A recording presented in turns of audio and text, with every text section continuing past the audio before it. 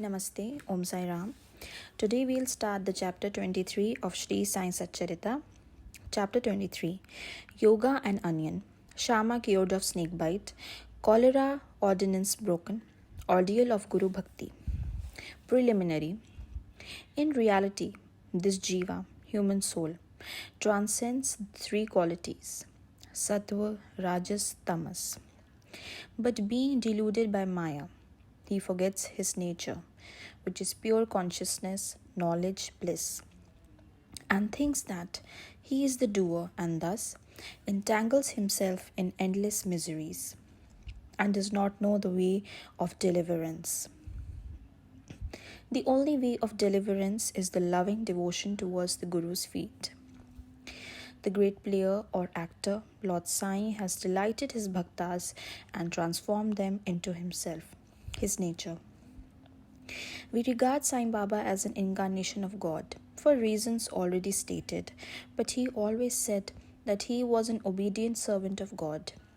Though an incarnation, he showed people the way to behave satisfactorily and to carry out the duties of the respective stations, varnas, in this life. He never emulated others in any way, nor asked others to have something done for them. For him who saw the God in all movable and immovable things of this world, humility was the virtue. None he disregarded or disrespected, for he saw Narayan in all beings. He never said, I am God, but that he was a humble servant, and he always remembered him and always uttered, Allah Malik. We do not know the various kinds of saints, how they behave, what they do, etc.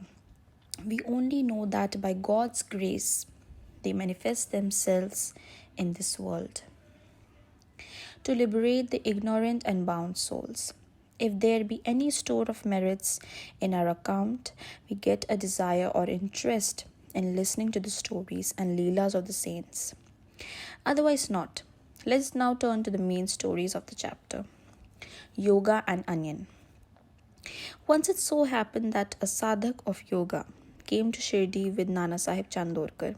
He had studied all the works on yoga, including the Yoga Sutras of Patanjali, but had no practical experience. He could not concentrate his mind and attain samadhi even for a short time. He thought that if Sai Baba will be pleased with him, he will show him the way to attain samadhi for a longer time. With this object in view, he came to Shri, and when he went to the masjid, he saw Sai Baba eating chapati with onion. On seeing this, a thought crossed his mind. How can this man eating stale bread with raw onion solve my difficulties and help me? Sai Baba read his mind and said to Nana Sahib, O Nana, he who has the power to digest onion should eat it and none else. Hearing this remark, the yogi was wonderstruck and he fell at Baba's feet with complete surrender. With pure and open mind, he asked his difficulties and got their solution from Baba. Thus, being satisfied and happy, he left Shirdi with Baba's Udi and blessings. Shama cured of snake bite. Before Himatpan begins the story, he says about the Jiva that it can be very well compared with a parrot, and that they both are bound, the one in the body and the other in a cage. Both think that their present bound state is good for them. It is only when a helper, that is Guru, comes and by God's grace opens their eyes and liberates them from their bondage, that their eyes are open to a great and large life, compared to which their former bound and limited life is nothing. In the last chapter, it was shown how Baba anticipated the calamity that was to befall on Mr. Mirikar and rescued him from it. Now let the readers hear a story more interesting than this. Once Shama was bitten by a poisonous snake. His little finger was bitten and the poison began to spread in the body. The pain was also severe and Shama thought that he would pass away soon. His friends wanted to take him to the god Vithoba, where such cases were often sent.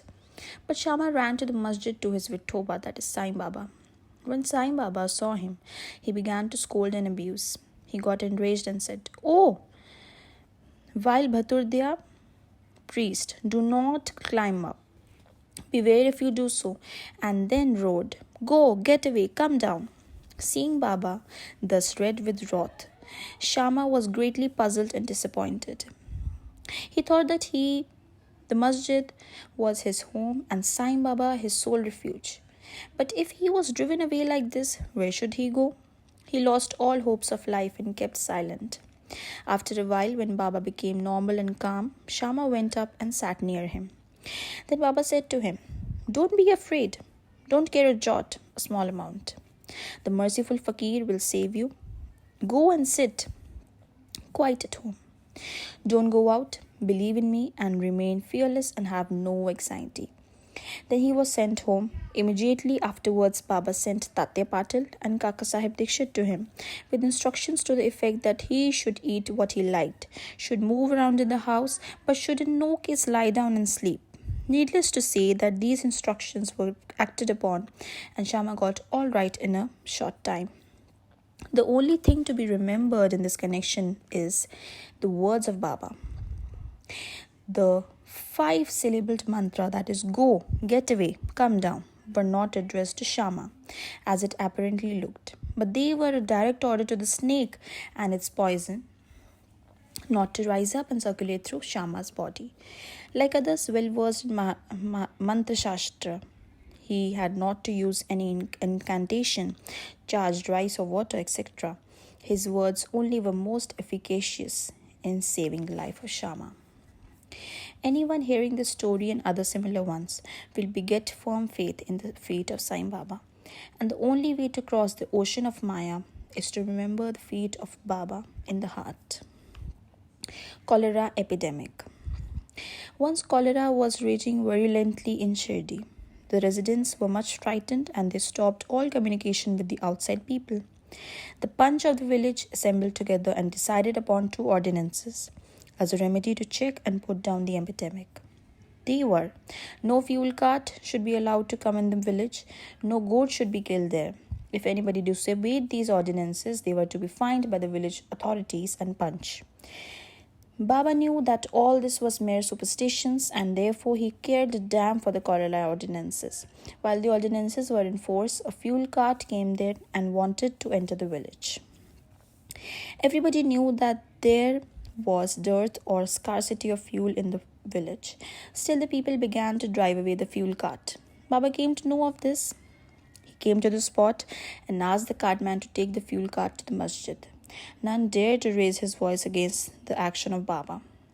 He wanted fuel for his dhuni, and so he purchased it, like an Agnihotri keeping his sacred fire alive throughout his life. Baba kept his dhuni ever burning, all day and night, and for this he always stocked the fuel.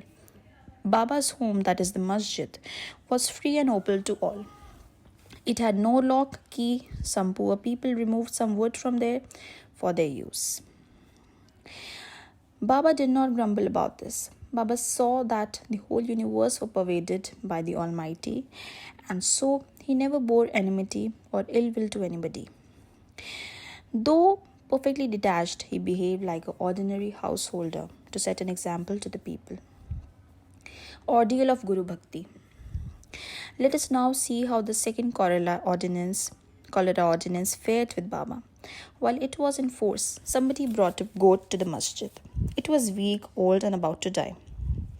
At this time, Fakir Pir Mohabbat of Malegaon, alias Bade Baba, was near. Sai Baba asked him to behead it with one stroke and offer it as an oblation. This Bade Baba was much respected by Sai Baba. He always sat on the right side of Sai Baba. After the chillam was first smoked by him, it was then offered to Baba and others. After the dishes were served, at the time of taking meals at noon, Baba called a Bade Baba and made him sit on his left side, and then all partook of food. Baba paid him also daily ₹50 out of the amount collected as dakshina. Baba accompanied him 100 steps whenever he went away from the masjid. Such was his position with Baba. But when Baba asked him to behead the goat, he flatly refused, saying, "Why it should be killed for nothing?" Then Baba asked Shama to kill it. He went to Radhakrishna Mai and brought a knife from her and placed it before Baba. Knowing the purpose for which the knife was taken, Shri called it. Then Shama went to bring another knife but stayed in the Vada and did not return soon. Then came the turn of Kaka Sahib Dikshit. He was gold, not doubt, but had to be tested. Baba asked him to get a knife and kill the goat. He went to Sathiwada and returned with a knife. He was ready to kill it at Baba's bidding. He was born in a pure Brahmin family and never in his life knew killing. Though quite averse to do any acts of violence, still he made himself bold to kill the goat. All the people wondered to see that while Badi Baba, a Mohammedan, was unwilling to kill it, but this Brahmin was making preparations to do so. He tightened his dhotar and with a semicircular motion raised his hand with the knife and looked at Baba for the final signal. Baba said, "What are you thinking of? Go on, strike."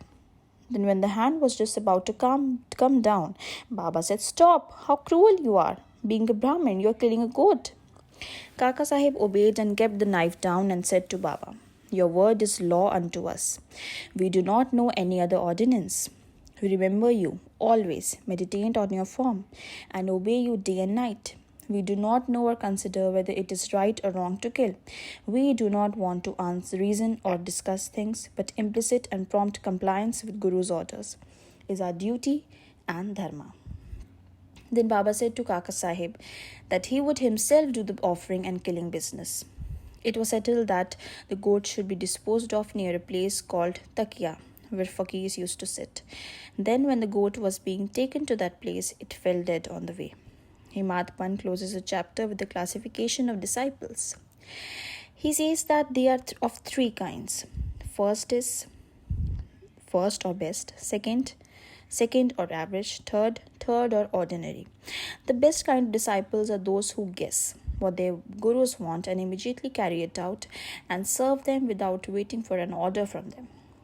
The average disciples are those who carry out the orders of their masters to a letter without any delay. And the third kind of disciples are those who go on postponing the carrying out of the order and make mistakes at every step. The disciples should have faith, firm faith backed up by intelligence, and if they add patience to these, their spiritual goal will not be distant. Control of breath in going and outgoing, or Hatha Yoga, or other difficult practices are not at all necessary. When the disciples get the above mentioned qualities, they become ready for further instructions, and the masters then appear and lead them on in their spiritual path to perfection. In the next chapter, we deal with Baba's interesting wit and humor. Bo to Shri Sai, peace to be all. Om Sai Ram.